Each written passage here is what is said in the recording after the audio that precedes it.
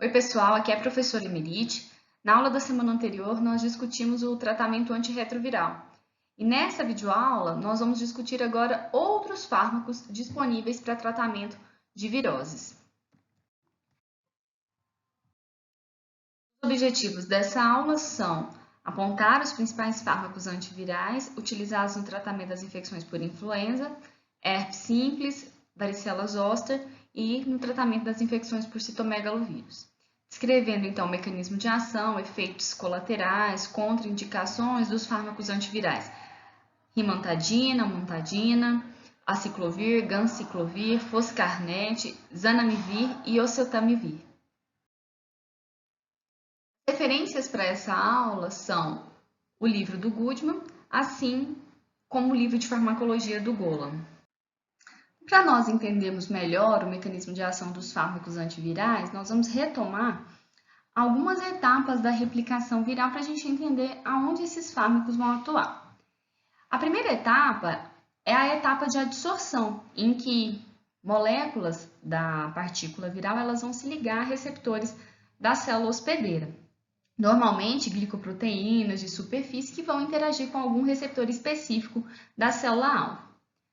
Na sequência, a adsorção, nós temos então a etapa de penetração. A penetração ela ocorre principalmente por fusão de membranas ou ainda pela estratégia de viropexia, em que a membrana da célula hospedeira vai se invaginando até englobar a partícula viral. Após essa etapa, nós precisamos então fazer a etapa de desnudamento, que seria liberar o ácido nucleico de dentro do capsídeo viral.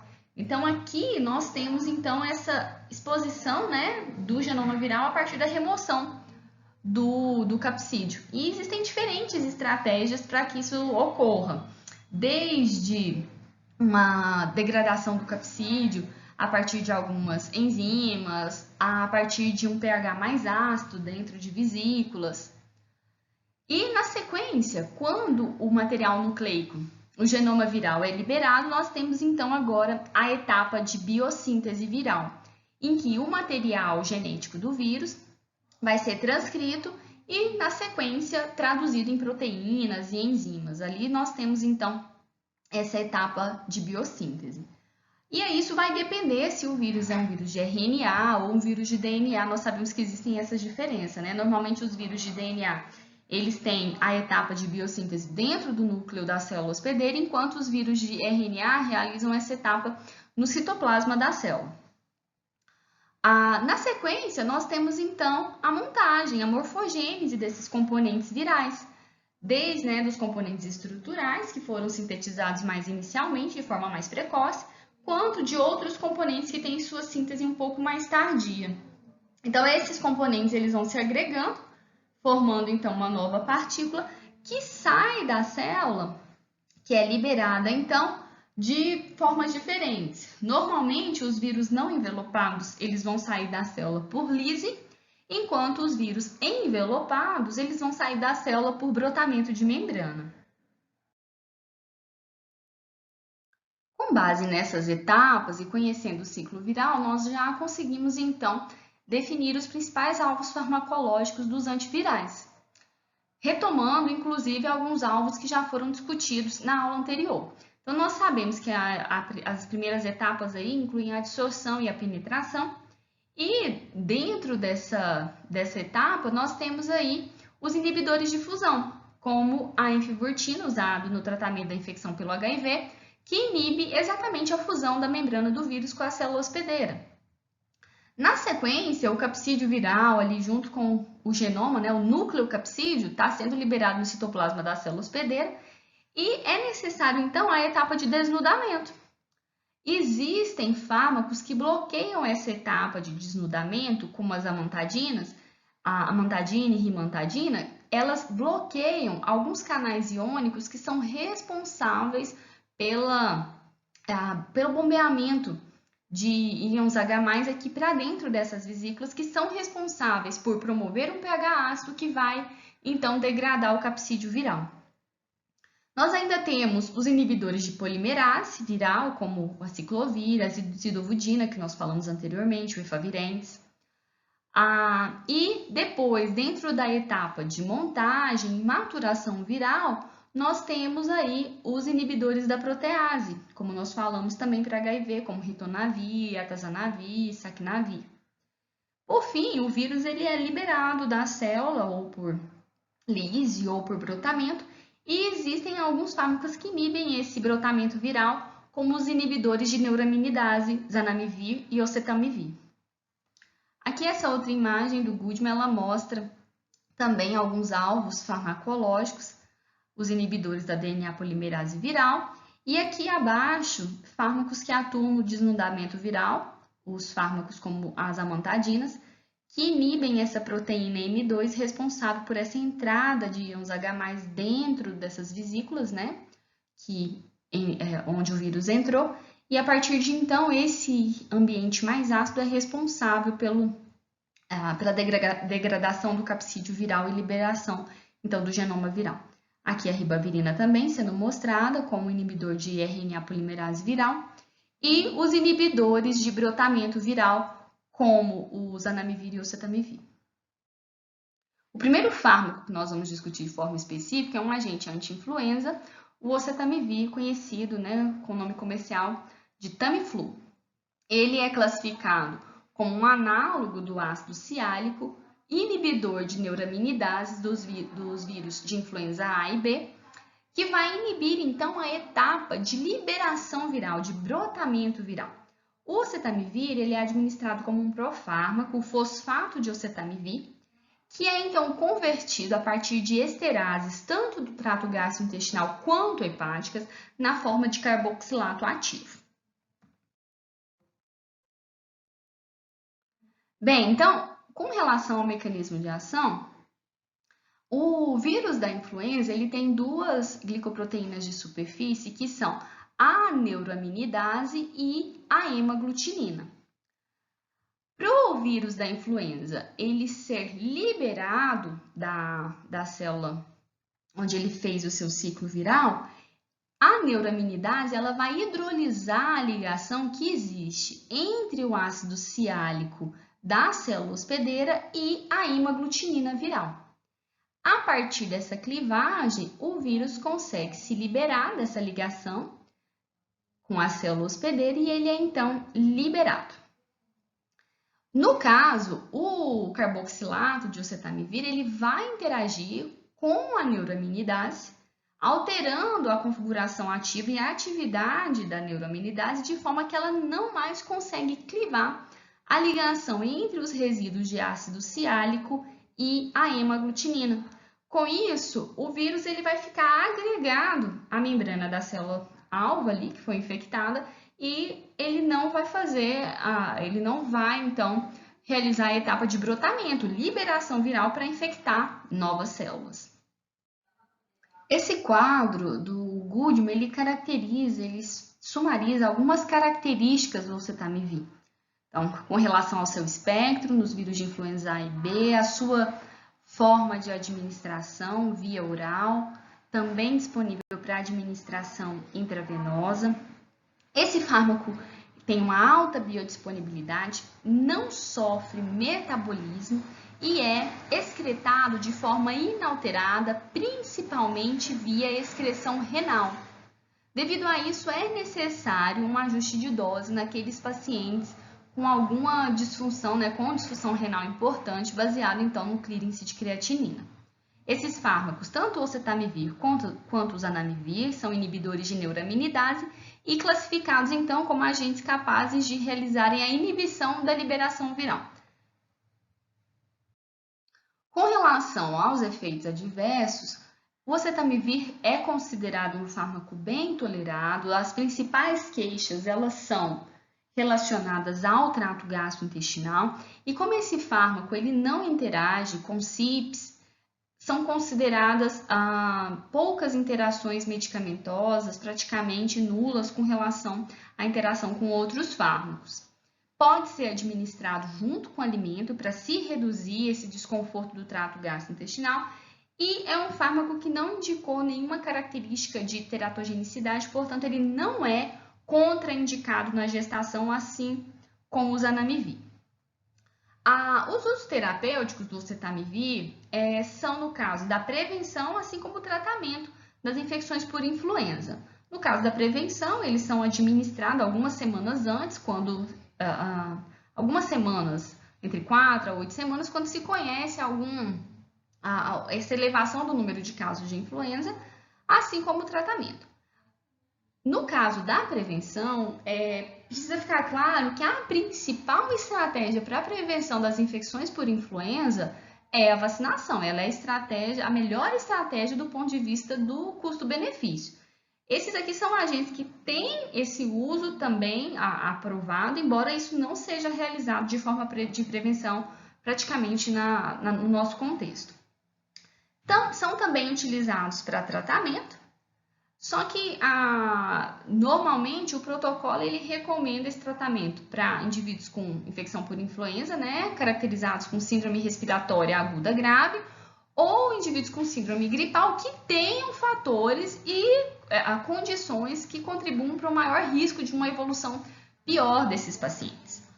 Esses fármacos eles diminuem a duração da doença, a influenza, entre 1 a 2 dias, aceleram a recuperação, diminui o risco de complicação, que levariam então ao uso de antimicrobianos, assim como reduzem a hospitalização em adultos.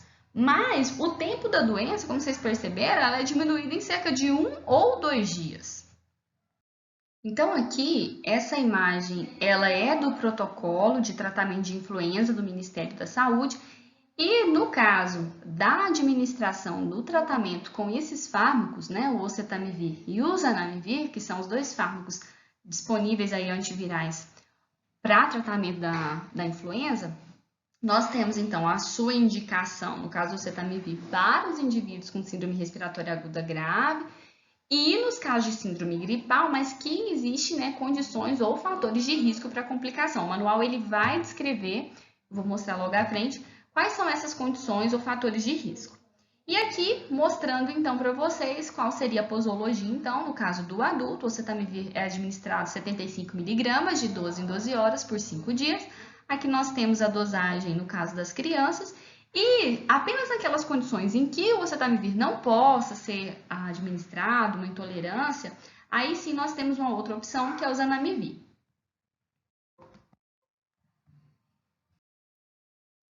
Que são as condições e fatores de risco para complicação que levaria então a uma indicação de tratamento. O manual ele traz, né, grávidas em qualquer idade gestacional, entre outras condições, adultos com mais de 60 anos, população indígena, aqueles indivíduos portadores de pneumopatias, entre outras condições. Como nós comentamos, o oseltamivir ele necessita de ajuste de dose em caso de insuficiência renal e esse ajuste é realizado com base no clear índice de creatinina. O manual ele já traz a tabela com esses ajustes de dose baseado nos resultados aí da prova do clear índice de creatinina. O outro fármaco anti-influenza, aí como também atua como inibidor de neuraminidase, é o zanamivir. Mas a indicação, o uso do zanamivir somente é autorizado em casos de intolerância gastrointestinal grave ao oseltamivir ou alergia ou ainda resistência ao oseltamivir. O zanamivir ele tem uma biodisponibilidade oral muito baixa, menos de 5%. Por isso, ele é administrado por inalador. Então, esse fármaco tem o mesmo mecanismo de ação que nós comentamos anteriormente, bloqueia a neuraminidase, com isso ele impede aquela dissociação da ligação entre o ácido ciálico e a hemaglutinina viral. Bem, as interações medicamentosas, aqui também nós não temos nenhuma interação clinicamente significativa, esse fármaco também não interage via CIPS, e a partir dessa administração por inalação oral, esse fármaco vai se depositar, então, nas vias aéreas, tanto, né, ali na orofaringe, quanto também nas vias aéreas inferiores. Bem, aqui nós temos essa tabela que também vai sumarizar algumas características do zanamivir em relação ao espectro, similar ao oseltamivir, a potência similar. A grande questão é a via de administração, aqui, inalação oral. Esse fármaco também, como a gente já falou, para o oseltamivir, ele também praticamente não sofre metabolismo e é eliminado também via excreção renal. O protocolo, ele traz aqui, no caso da posologia, forma de administração do zanamivir, no caso de adultos, são 10 mg, divididos em 2 inalações de 5 mg, também de 12 em 12 horas, por 5 dias. Com relação às contraindicações, o zanamivir ele é contraindicado no caso de menores de 5 anos, tanto para tratamento quanto para profilaxia da infecção por influenza.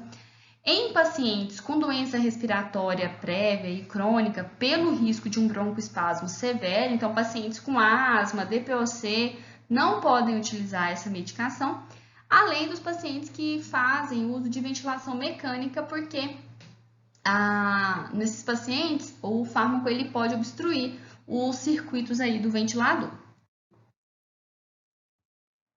Assim como o oseltamivir, o zanamivir normalmente é bem tolerado. Em pacientes, mesmo naqueles que não têm doença conhecida aí nas vias respiratórias, pode ocorrer sibilos, broncoespasmo. E naqueles pacientes que já têm algum problema respiratório, como pacientes com asma, DPOC, ele pode ainda diminuir ainda mais a função pulmonar, por isso ele é contraindicado. Então, nesses pacientes que têm alguma doença de vias aéreas, ele não deve ser administrado.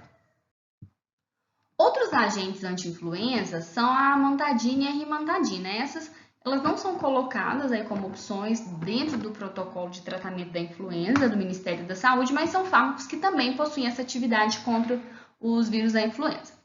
O mecanismo de ação é diferente dos discutidos anteriormente para zanamivir e oseltamivir. Aqui nós temos fármacos que vão inibir a etapa de desnudamento viral. Então, a partir do momento em que o vírus ele entra na célula aqui por uma endocitose, ele vai ficar dentro de um endossomo, de uma vesícula, e aqui dentro o que nós temos é uma bomba que vai adicionar prótons H+, aqui para dentro da vesícula. Posteriormente, esses prótons eles vão entrar a partir desse canal iônico, esse canal aqui denominado M2, e a entrada desses prótons H+, vai fazer com que ocorra, então, esse pH vai ficando cada vez mais baixo e isso vai, então, permitir a liberação do genoma viral. Se os fármacos, a amantadina ou rimantadina, elas bloqueiam esse canal iônico, a proteína M2, e a partir desse bloqueio, os íons H+ não conseguem ter acesso ao envelope, ao capsídeo viral, e não conseguem, então, desnudar para fazer a liberação do genoma viral, e com isso a gente não tem as demais etapas necessárias aí, né, do ciclo viral. Então, se não tem desnudamento, não tem biossíntese viral e as demais etapas, portanto, o ciclo viral ele é interrompido. Diferente dos zanamivir e oseltamivir, as amantadina e rimantadina, elas só têm ação nos vírus de influenza A. São de administração oral, ambas têm boa biodisponibilidade e aqui nós temos uma diferença. A amantadina, ela praticamente não sofre metabolismo antes de eliminação e ela é eliminada praticamente na sua forma inalterada, via excreção renal, enquanto a rimantadina, ela sofre metabolismo hepático via glicuronidação, conjugação, antes de ser eliminada. Então, aqui nós temos uma diferença. Com relação à amantadina, ela ainda fica com níveis, tanto na secreção nasal quanto níveis na saliva, eles são bem similares aos níveis que são obtidos no soro. E da rimantadina, a concentração obtida no muco nasal, eles são até 50% maiores do que aqueles disponíveis, né, encontrados no soro. Bem, com relação à amantadina e rimantadina, as grandes reações adversas que precisam ser lembradas é com relação às queixas do trato gastrointestinal e do sistema nervoso central. No trato gastrointestinal, perda de apetite, náusea, e no sistema nervoso central, que aí estão as principais queixas, nervosismo, tontura, ansiedade, dificuldade de concentração, insônia, convulsões, alucinação. Então, Essas queixas, elas são os grandes limitantes do uso e elas são mais intensas no caso da amantadina do que da rimantadina. Então, no caso de pacientes com problemas psiquiátricos, se usar com cautela esse fármaco, assim como pacientes com alterações renais, a gente percebe que a amantadina ela é eliminada principalmente via excreção renal após filtração, mas também por secreção tubular ativa. E então é necessário um ajuste de dose em caso, né, dessa função renal diminuída. As amantadinas, elas não devem ser usadas em gestantes, assim como em lactentes, por seus efeitos embriotóxicos e teratogênicos. No Brasil, o uso da amantadina, ela está autorizada pela Anvisa para profilaxia e tratamento das infecções causadas pelo vírus da influenza A, como nós já colocamos, mas também ela é usada no tratamento do Parkinson, assim como de reações extrapiramidais induzidas por drogas. Então, a amantadina, vocês podem posteriormente estudar esse fármaco e ver a utilização dele, né? Então, em outras condições. Acredita-se que a amantadina ela vai atuar aí aumentando a síntese e a liberação de dopamina e inibindo, né, a recaptura, aumentando ali o tempo da dopamina na fenda sináptica. Então, ela teria ainda outros usos além desse uso no tratamento ou prevenção das infecções por influenza. E por fim, com relação aos usos da amantadina e rimantadina, elas são usadas tanto para profilaxia, né, tem seu uso aprovado tanto para profilaxia quanto para tratamento. No caso da profilaxia, elas indicam aí uma proteção em torno de 70% a 90% da proteção contra o vírus de influenza A e também são eficazes, normalmente, né, usada por algumas semanas durante aquele período de maior número de casos por aqueles indivíduos susceptíveis. E aqui também, a gente sabe que a melhor estratégia é a vacina. Então, aqui seriam aquelas condições em que os indivíduos não possam, né, por algum motivo, serem vacinados. Mas esses não são agentes de utilização para influenza no nosso meio. As amantadinas, elas também são eficazes para tratamento, se elas forem iniciadas, né, seu uso até 2 dias após o surgimento dos sintomas, mas elas também só vão reduzir o tempo da doença em 1 dia. Diminui a secreção viral, diminui febre, diminui queixas sistêmicas. A grande questão da utilização da amantadina e rimantadina é que a resistência ela pode se desenvolver muito rapidamente, em cerca de 50% de indivíduos tratados. E a partir daí, então, a gente tem liberação agora de cepas, né, já resistentes. Então, a alteração de um único aminoácido na matriz proteica M2, naquele canal iônico, já pode levar à resistência aí à amantadina e rimantadina. Então, a gente tem essa utilidade limitada por conta do surgimento muito rápido de resistência. Então, com isso, né, os indivíduos que estão ali em contato com aquele paciente que está sendo tratado, eles já podem agora se infectar com essas cepas resistentes. A maioria das cepas de H3N2, elas são resistentes já. E com relação aos efeitos adversos a nível do sistema nervoso central, principalmente da amantadina, eles são a grande limitação do seu uso em potencial para tratamento, né, ou profilaxia da influenza.